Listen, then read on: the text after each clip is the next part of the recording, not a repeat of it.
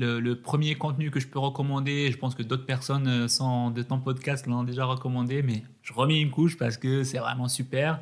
C'est la chaîne Science Étonnante. Ah non, Euh, c'est la première fois que ça sort. alors là, il faut vraiment aller le regarder.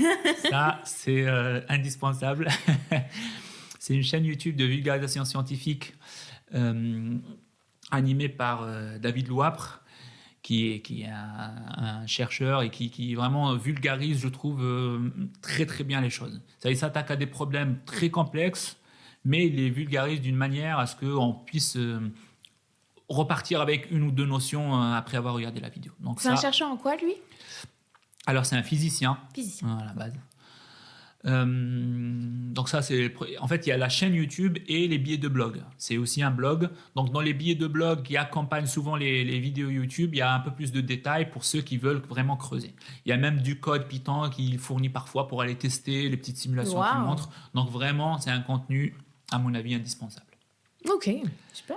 Alors un deuxième contenu qui est lié aux questions qui m'intéressent, c'est ces questions à l'interface entre les sciences, c'est-à-dire maths, physique, et puis la philosophie des sciences, et puis le sens un peu dans la vie, c'est Étienne Klein, tout simplement. Ah bah oui. C'est tout d'Étienne Klein. C'est les podcasts France Culture Ouais. qui sont excellents. C'est les livres.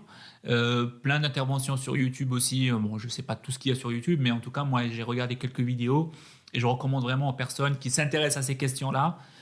Parce que bon, il faut quand même s'accrocher un peu parce que c'est plusieurs minutes et donc avec un vocabulaire un peu de spécialiste, mais c'est vraiment super. C'est très très bien présenté et c'est un moment agréable, même si on n'est pas spécialiste du domaine, on n'a pas envie d'écrire un livre là-dessus, mais on repart avec quelques anecdotes, quelques notions intéressantes.